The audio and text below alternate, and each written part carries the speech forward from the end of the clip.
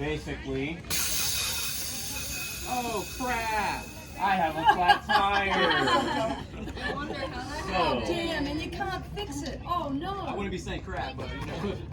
basically, you're gonna start opposite the valve stem. So the valve stem's back here. I'm gonna start over here. I know that I leave a little section here unglued, and so it comes off pretty easily.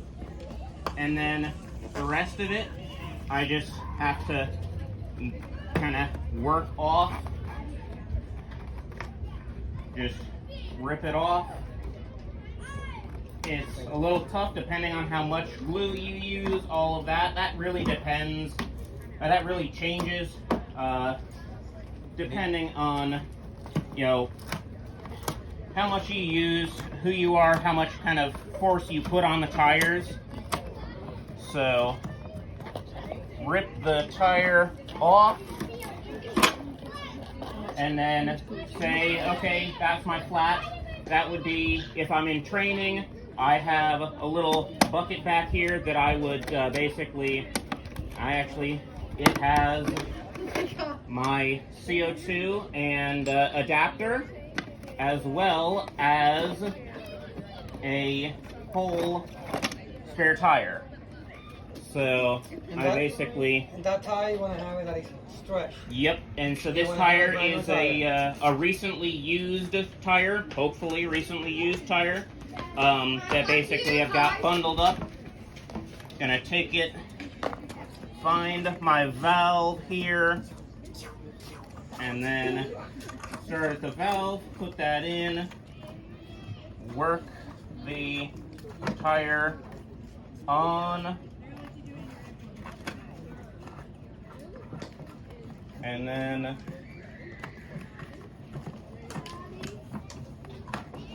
the last little bit can definitely be a little difficult, so sometimes it's nice to have it towards the front.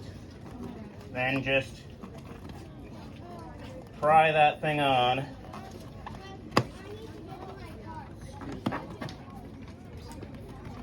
And then this one has not been very recently used, so it's a little tight, but just takes some extra time and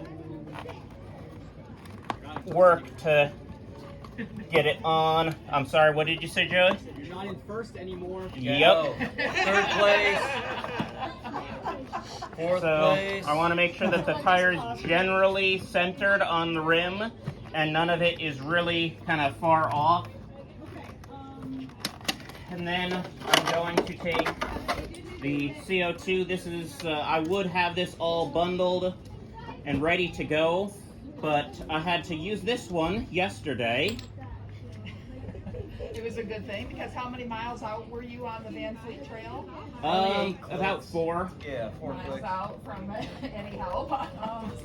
So start it, and then find the valve. Make sure that the valve is open, and then put your CO2 on.